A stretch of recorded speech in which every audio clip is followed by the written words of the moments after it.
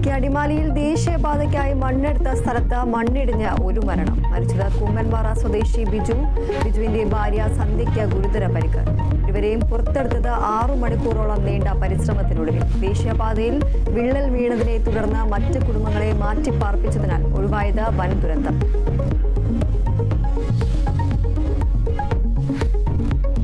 കേന്ദ്ര വിദ്യാഭ്യാസ പദ്ധതിയായ PM ശ്രീയിൽ ഒപ്പിട്ട സർക്കാർ നടപടിയിൽ പ്രതിഷേധം തുടർന്ന CPIM നിലപാട് വ്യക്തമാക്കട്ടെ എന്ന D രാജ ധാരണാപത്രം പിൻവലിക്കണമെന്നും CPI ജനറൽ സെക്രട്ടറി.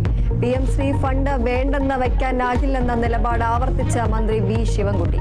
പദ്ധതിയിൽ നിന്ന് എപ്പോൾ വേണമെങ്കിലും പിന്മാറാൻ കഴിയുമെന്നും മന്ത്രി.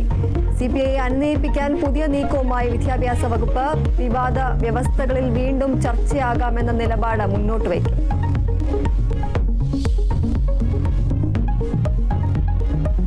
ശബരിമല സ്വർണ്ണ മോഷണത്തിൽ ഉണ്ണികൃഷ്ണൻ പോറ്റിയുമായി തെളിവെടുപ്പ് തുടരുന്നു. ചെന്നൈ സ്മാർട്ട് ക്രിയേഷൻസിൽ വീണ്ടും പരിശോധന നടത്തി പ്രത്യേക അന്വേഷണ സംഘം. ബംഗളൂരുവിലെ പരിശോധനയിൽ ഉണ്ണികൃഷ്ണൻ പോറ്റിയുടെ ഭൂമി ഇടപാട് രേഖകൾ കണ്ടെത്തിയതായി സൂചന.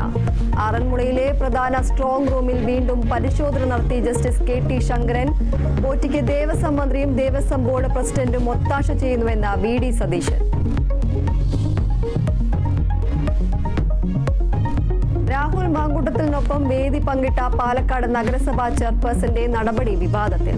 പ്രമീള ശശിധരനെ തള്ളി BJP ജില്ലാ നേതൃത്വം.